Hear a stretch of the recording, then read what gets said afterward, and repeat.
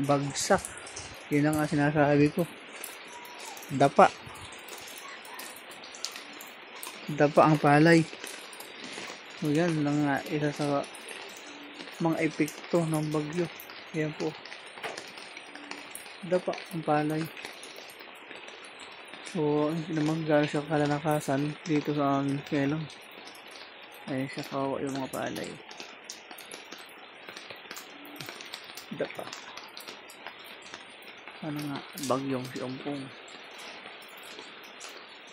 Ayan. Pabugso-bugso yung hangin, natulan.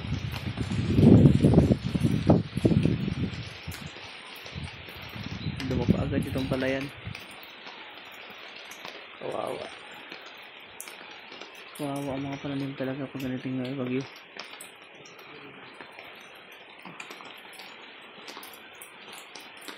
Nag-uumpisa pa lang po yan.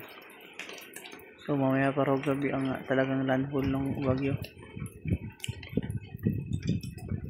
So dito na agad yung kanya. Dapa yung mga palay. O kaawa. Bago pala ang yan na nabunga. Dapa. Sayang. Pagtutubuan yung iba yan.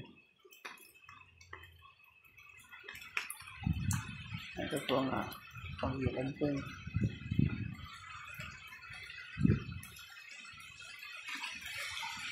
Nasa ngayon dito sa amin. Yan na. Ano yung hangin? Galing malakas sa hangin. Oh my god. Lakas ito.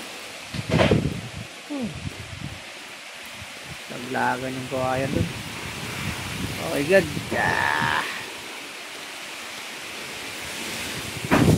Oh my god. Ayan na si Ompong. Nananasa na. Uy. Tapa na naman yung palayan eh. Tira.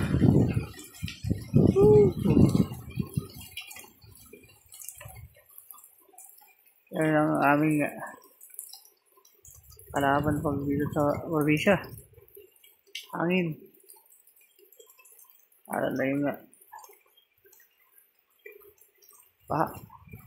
sa hangin, kawawa yung mga palay. Daba talaga. Ayan na naman.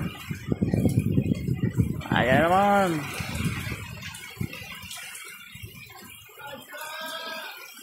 So, kahit wag yun, nakititang isda. Ayan o. Grabe, yan na. Ayan na naman. Abugso na naman. Bubugso na naman. Lakas-lakas to, malakas-lakas. Oh, okay.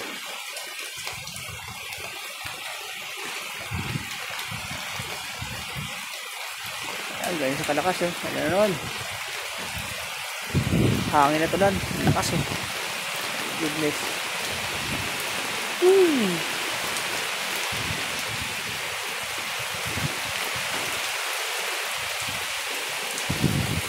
Ayan.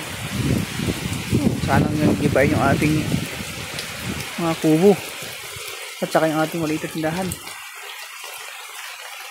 Alright. Ingat po tayo lahat. Ingat tayo lahat. Lahat ng mga pabayan natin. At tinamaan ang bagyong Ompong. Gano'n.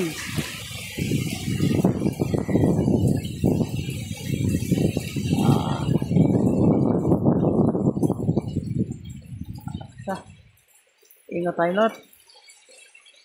Si Ompong. Nasa na.